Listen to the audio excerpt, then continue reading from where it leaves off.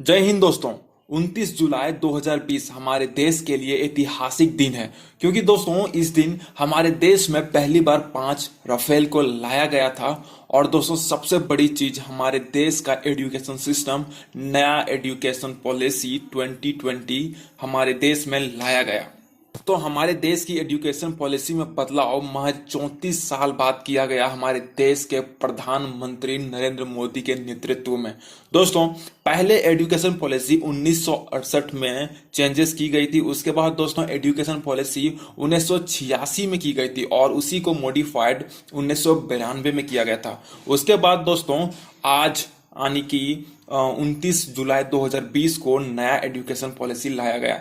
इसके अंदर दोस्तों बहुत सारे बदलाव किए गए हैं और बहुत सारे नए कानून भी बनाए गए, जिससे हमारे देश के स्टूडेंट्स को काफी फायदा पहुंचने वाली है। दोस्तों अब इस वीडियो में हम लोग बात करेंगे कि क्या क्या चेंजेस आया है इस नए एजुकेशन पॉलिसी 2020 में। तो दोस्तों बिना टाइम वेस्ट किए चलिए जानते हैं कि क्या क्या चेंजेस आया हुआ है। इसके लिए दोस्तों इस वीडियो को आप पूरी देखिए ताकि आपको अच्छे से समझ में आ सके। तो दोस्तों बात करते हैं पॉइंट वाइज से।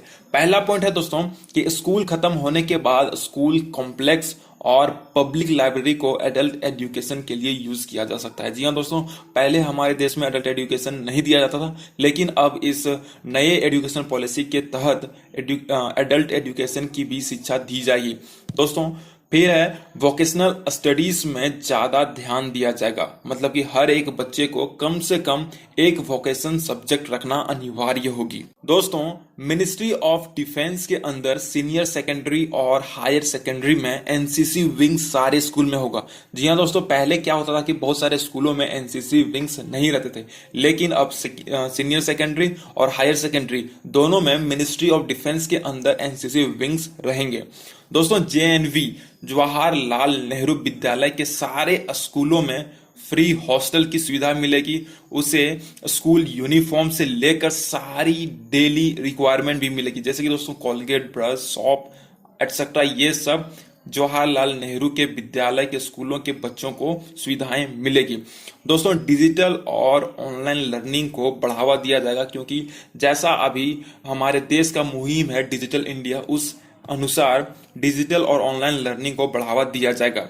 एससी, एसटी, ओबीसी और एससीजीएस बच्चों को स्कॉलरशिप देकर सहायता किया जाएगा। इन सारे बच्चों से इनके अंदर में आते हैं एसटी, एससी, ओबीसी और एससीडीजीएस के बच्चों को स्कॉलरशिप की सहायता दी जाएगी।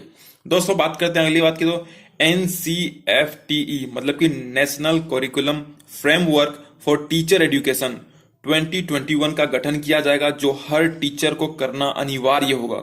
ये एनसीईआरटी के कंसल्टेशन में होगा।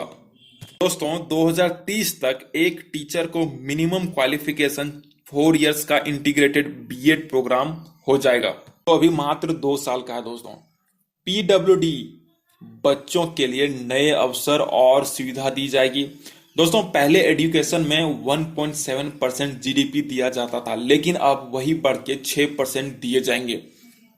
बच्चों से इंटरेक्ट या बच्चों को पढ़ाने के लिए क्लास 5 या 8 तक वहां की स्थानीय भाषा का प्रयोग किया जाएगा या फिर मदर लैंग्वेज यूज किया जा सकता है। दोस्तों पहले होता यह था कि इंग्लिश मीडियम में सिर्फ इंग्लिश का ही जोरदार दिया जाता था और वहां पे बच्चों को इंग्लिश में ही पढ़ाया जाता। लेकिन दोस्तों अब इस नए एजुकेशन पॉलिसी के तहत क्लास 5 से लेके क्लास 8 तक यहाँ इन सारे बच्चों को जो उनकी लोकल लैंग्वेज है, जो उनकी मदर लैंग्वेज है, वही लैंग्वेज में पढ़ाया जाएगा और उसी तरह से उसी बेसिस में उन स्कूलों को उस लैंग्वेज के हिसाब से टीचर को भी रखना अनिवार्य होगा। 2 अलग स्ट्रीम में ज्यादा फर्क नहीं होगा, बस बेस सब्जेक्ट जो होगा दोस्तों वही डिफर करेंगे। उसके बाद दोस्तों सिलेबस जो है वो रिड्यूस किए जाएंगे हर विषय से, क्योंकि अभी का जो सिलेबस है वो काफी वास्ट है, और वही दोस्तों अब सिलेबस रिड्यूस किए जाएंगे हर विषय के। एनआईओएस मतलब national institute of open school अब क्लास 3, 5 और 8 की कोर्सेज भी ऑफर करेंगे, जो कि पहले दोस्तों ये 10वीं और 12वीं की कोर्सेज ऑफर करती थी। स्कूल में बच्चों का हेल्थ कार्ड बनाया जाएगा और रेगुलरली उनके हेल्थ चेकअप किए जाएंगे। एनटीए अब सारे कॉलेज में एडमिशन के लिए कॉमन एंट्रेंस एग्जाम कंडक्ट करेगी और ये साल में 2 बार होगी। जी हाँ दोस्तों, पहले क्या होता था कि मेरिट बेसिस में लिया जाता था। आखिर की जो बच्चे 90% से एवब लाते थे उनको सबसे पहले प्रीफर किया जाता था। अब होता ये दोस्तों कि बहुत टाइम में क्या होता कि जब एग्जाम का टाइम में किसी बच्चे का बीमार हो जाने के कारण उनका जो मार्क्स था वो कम हो जाता था, जिसके कारण से वो बच्चे अच्छे कॉलेजेस में नहीं एडमिशन ले पाते थे। वो एजुकेशन पॉलिसी 2020 के तहत चेंजेस किए गए हैं। अब हर कॉलेजेस में common entrance test exam conduct किए जाएंगे और जिसके तहत दोस्तों इन बच्चों की सुविधा मिलेगी और वो बच्चे अगर एंट्रेंस टेस्ट में पास हो जाएंगे तो फिर कॉलेज में एडमिशन ले पाएंगे। ये नया रूल है एजुकेशन पॉलिसी 2020 में। दोस्तों 360 डिग्री रिपोर्ट कार्ड अब स्टूडेंट को मिलेगी, जो बस मार्क्स की नहीं लेकिन उनके स्किल्स और अदर्स को सर्कुलर एक्टिविटीज को मिलाकर दी जाएगी। जी हाँ दोस्तों, पहले क्या होता था कि जब रिपोर्ट कार्ड तैयार किए जाते थे तो बस सब्जेक्ट के मार्क्स को ही दर्शाते थे, लेकिन दोस्तों अब क्या होगा कि 360 डिग्री रिपोर्ट कार्ड बनाए जाएंगे जिसमें सारे एक्टिविटीज को दिखाया जाएगा। जैसे कि कोई डांस कर रहा है तो उनके भी मार्क्स वहां पे दिए जाएंगे, स्पोर्ट्स के भी मार्क्स दिए जाएंगे और SUPW जो क्राफ्ट वर्क है उनके भी मार्क्स वहां पे दिए जाएंगे। तो उसी को बोलते हैं दोस्तों 360 डिग्री रिपोर्ट कार्ड।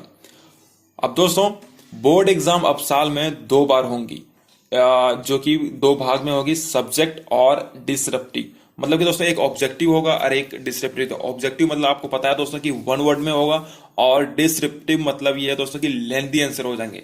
तो साल में बोर्ड एग्जाम अब 2 बार होगी, 2 भाग में।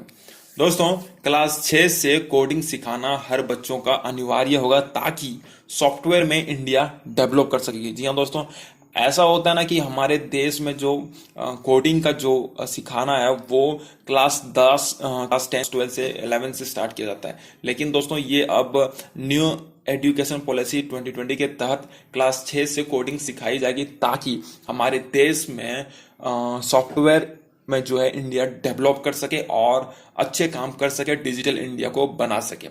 अर्ली एजुकेशन को डेवलप करने के लिए 8 साल तक के बच्चों के लिए NCERT के द्वारा NCPEFCCE का गठन किया जाएगा। दोस्तों NCPEFCCE का मतलब है a national curricular and pedagogical framework for early childhood care and education. दोस्तों अर्ली एजुकेशन के लिए इस संस्था का गठन किया जाएगा। अब बात करते हैं दोस्तों फाइनेंशियल ऑटोनॉमी के।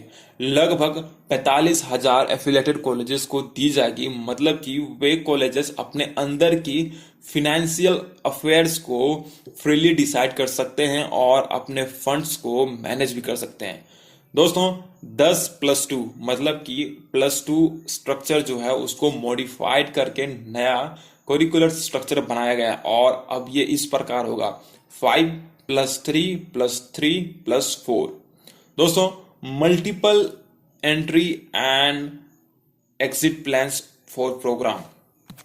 इसका मतलब यह है दोस्तों कि कोई स्टूडेंट अपनी कोर्सेज को बीच में छोड़कर दूसरे जगह जाके कर सकती है। मतलब एग्जांपल कि अगर BA करने वाले छात्र अब फर्स्ट ईयर एक कॉलेज से करके वहां से TC लेकर दूसरे कॉलेजेस में जाके सेकंड ईयर से उसी कोर्सेज में कंटिन्यू कर सकता है, जो पहले ऐसा नहीं होता था। अगर आप एक कॉलेज से फर्स्ट ईयर किए हैं तो आपको पूरी 3 साल वहां पे बितानी होगी, लेकिन दोस्तों नए पॉलिसी 2020 के तहत अब ये चेंजेस आ गए हैं। अगर आप एक कॉलेजेस से फर्स्ट ईयर पास कर लिए हैं और अगर आपका कोई फादर या फिर कोई काम करते हैं और दूसरे सिटी में आपका ट्रांसफर हो जाता है और वहां की कॉलेजेस में आपको पढ़ना है, तो यहाँ से आपको फर्स्ट ईयर की TC ले जाके उस कॉलेज में सेकेंड ईयर में आपको दाखिला मिल जाएगी। दोस्तों इस नए एजुकेशन पॉलिसी को 34 साल बाद पीएम के द्वारा लाया गया। 34 साल तक एजुकेशन पॉलिसी में कोई भी चेंजेस नहीं हुआ था। NRF मतलब कि दोस्तों नेशनल रिसर्च फाउंडेशन की गठन की जाएगी और ये सरकार से मुक्त रहेगी और ये सारे यूनिवर्सिटीज की निगरानी करेगी। दोस्तों अगली बात करते हैं तो इंडिया की बेस्ट यूनिवर्सिटीज को विदेशों में कॉलेज खोलने के लिए इनकरेज किया जाएगा। जी हाँ दोस्तों, जो इंडिया में बेस्ट कॉलेजेस है जो कि रैंक में आते हैं उन सारे कॉलेजेस को बाहर के देशों में खोलने के लिए इनकरेज किया जाएगा। और दोस्तों पूरी दुनिया की टॉप 100 यूनिवर्सिटीज को इंडिया में ऑपरेट किए जाने के लिए भी सुविधा दी जाएगी और उत्साहित भी किया जाएगी।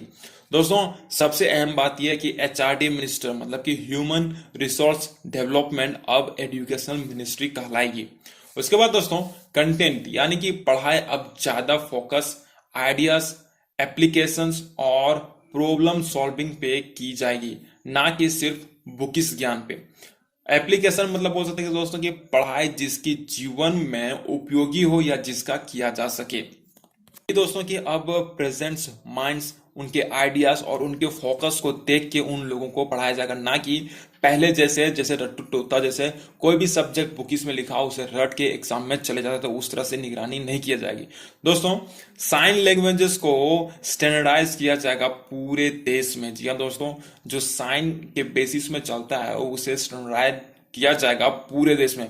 उसके बाद दोस्तों बैगलेस डेज को इनकरेज किया जाएगा, जैसे कि दोस्तों स्पोर्ट्स डे हो गया, पोएम कंपटीशन, ऐसे competition, debate competition, dance competition, singing competition, ये सब सारे स्कूलों में अब बढ़ावा दिए जाएंगे ताकि जो स्टूडेंट हैं उनके टैलेंट, उनके हुनर को पहचान सके। दोस्तों तो ये थी न्यू एजुकेशन पॉलिसी 2020 के चेंजेस। दोस्तों और भी इसमें बहुत सारे चेंजेस होने वाले हैं जिसे अभी तक होम मिनिस्ट्री हम लोगों को अपडेट नहीं की है। जब भी आता है अपडेट हम आपको अपडेट कर देंगे। लेकिन दोस्तों फिलहाल जितने भी मिले हैं हम लोगों को अपडेट, उसमें से आपको सारे चीज बता दिए हूँ। और दोस्तों उम्मीद करते हैं जो आपको अच्छी लगी और सारा चेंजेस आपको समझ में आ गया हो। अगर दोस्तों नहीं समझ में आया होगा तो आप हमें कमेंट करके बता सकते हैं या फिर हमें कांटेक्ट कर सकते हैं, हम आपको अच्छे से समझा देंगे। और दोस्तों नए हैं तो हमारे चैनल को सब्सक्राइब कीजिए और साथ में बेल आइकन दबा के नोटिफिकेशन ऑल कर लीजिए ताकि नए वीडियो की अपडेट आपको हमेशा मिलती रहे। धन्यवाद।